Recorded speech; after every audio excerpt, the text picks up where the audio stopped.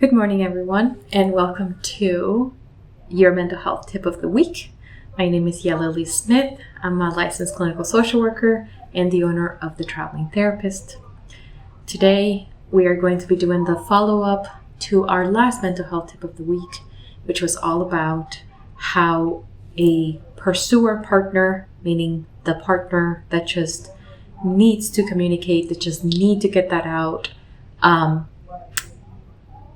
is able to address their avoidant partner in a loving and honest way and collaborative way instead of making them feel pursued, making them feel cornered, making them feel uncomfortable. So that was the last mental health tip that I did, and today we're going to close up the series with the avoidant partner. So an avoidant partner, when I say an avoidant partner, is a person in the relationship who is not very open or comfortable with sharing feelings and emotions. They're not usually cooperative when it comes to conversations, when it comes to breaching difficult subjects. They oftentimes you can see them either withdrawing into themselves or putting up blocks. You can see that they're probably thinking a lot of things, but they're not really saying them.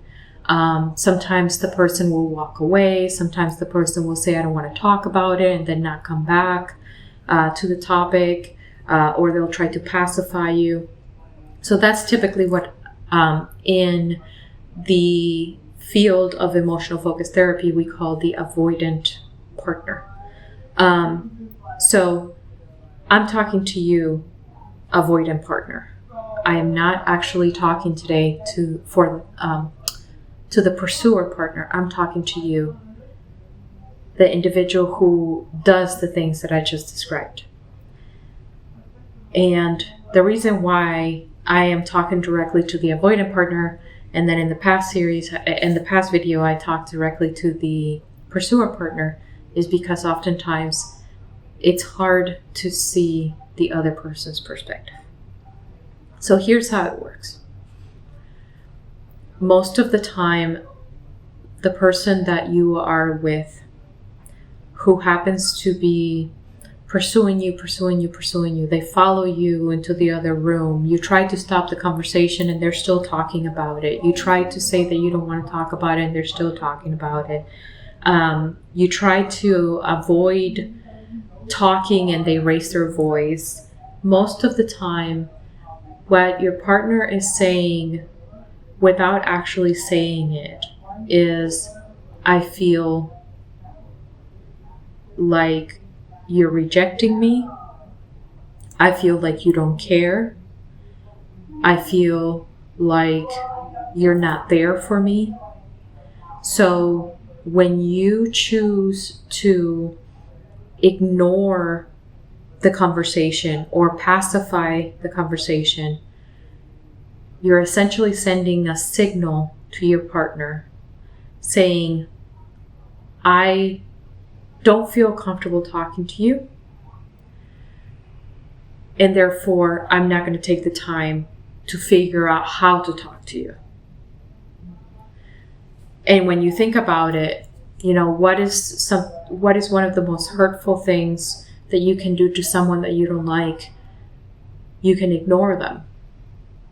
You can pretend that they don't exist. And that's essentially how your partner feels. And that sometimes is why they act up, or why they feel like they have to escalate the conversation. So here's 5 tips on how you can help your partner feel heard and loved and cared for, even if it's uncomfortable for you, or if you're not sure if you're doing it right. Tip number 1, remember that your partner is not your enemy. So yes, they're coming at you strong. So yes, they're not letting you walk away. But remember that when they reach you, Their goal is not to hurt you.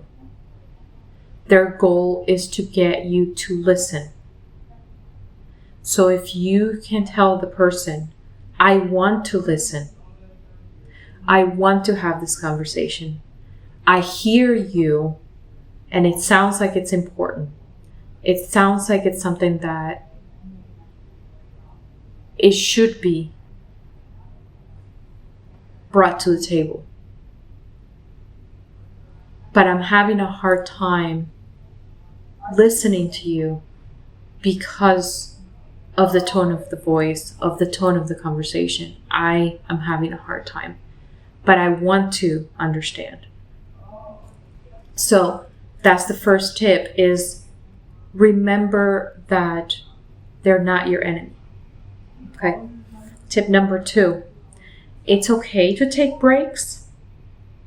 It's okay to say, I think we need to just take a breather right now because we're both really escalated and I'm not 100% sure that we're going to be able to get the best out of this conversation. I don't think we're going to really be able to listen to each other. But very, very important, you need to let your partner know that you will be back. You need to give them a deadline. So you can say, why don't we go and have dinner and feed the dogs, and then we'll sit down and just kind of touch base again and talk about it more. Or let me go take a shower. I just got home. Let me go take a quick shower and then I'll come out and then we can talk about it. But do not just walk away. Don't just leave the room. Don't just say, I can't talk about this anymore, and walk away. Because again, that is like a slap in the face. That's telling your partner, I don't care about what you're trying to say or what you're trying to communicate. Third thing, your partner's very likely seeking your attention and your validation. So by you avoiding the conversation, by you walking away, by you pacifying, you're not giving that person the validation, the attention that they're looking for, and they're going to find other ways to get it. So that might be raising their voice, or that might be going and telling friends, or that might be, depending on that person's level of emotional maturity, they might do something that they're going to regret. Ultimately, your partner is just trying to be heard, and they're just trying to be seen. So remember that before you start to put up your barriers and before you start to just kind of block them off. The fourth, your partner they cannot read your mind.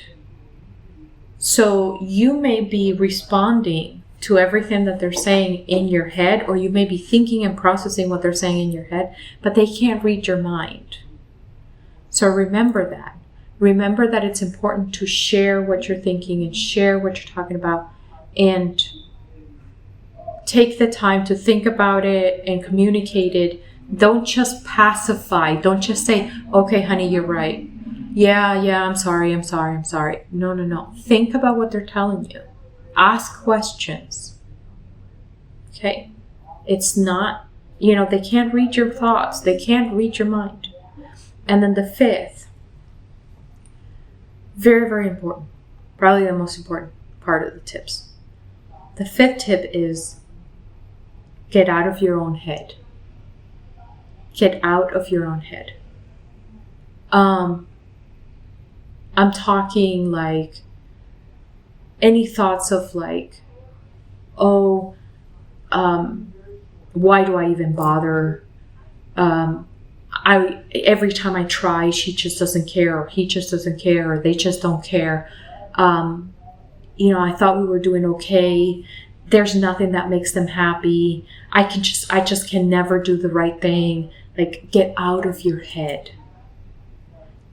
If you're up here, you cannot be present with your partner because you're too busy being present inside your own mind. Get out of your head. Use your words. Use your express your emotions openly. Speak them out.